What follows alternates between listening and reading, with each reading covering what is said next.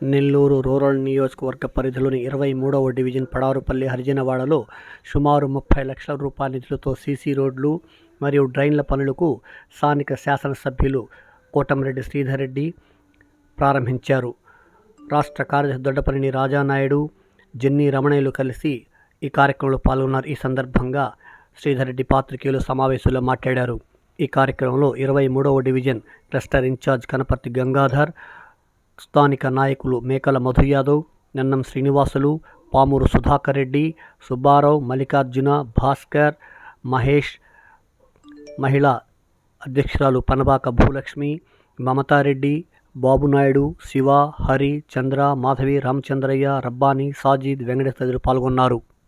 Nellore rural నిర్మాణం దానికి ఈనాడు ప్రారంభోత్సవం చేసుకోవడం జరిగింది. అత్యంత వేగవంతంగా నాణ్యతా ప్రమాణాలతో పూర్తి సందీపని కార్పొరేషన్ అధికారులకి చెప్పడం జరిగింది.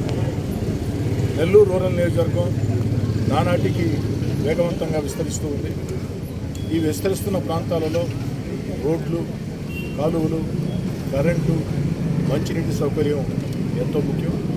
వాటన్నిటి అభివృద్ధి పనులకి శ్రీకారం చుడుతుంది.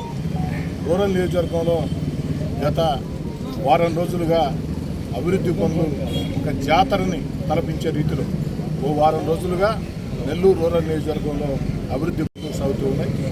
అదేవిధంగా వచ్చే 25 రోజుల పాటు ఈ పనులు ఇంకా కూడా అనేక ప్రాంతాల్లో ప్రారంభోత్సవాలు చేసుకుంటూ ఉన్నాయి.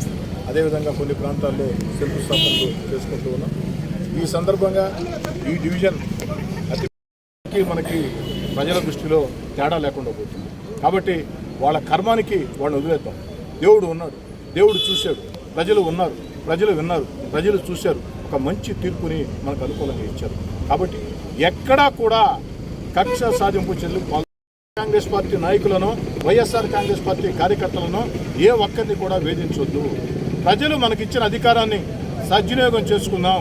ప్రజలు మనకిచ్చిన అధికారం ద్వారా 10 మందికి మేళ్లు ఎలా చేయాలా, ఈ ప్రాంతాల్లో అభివృద్ధి కార్యక్రమాలు, సంక్షేమ కార్యక్రమాలు, మన బిడ్డలకు ఉద్యోగాలు కాకుండా మన కోసం కష్టం చేసిన, ముఖ్యంగా అధికారానికి దూరంగా మన కోసం కష్టం చేసిన నాయకులు, కార్యకర్తలు దండిగా ఉన్నారు. అందులో ఈ ప్రాంతంలో చాలా ఎక్కువ మంది ఉన్నారు.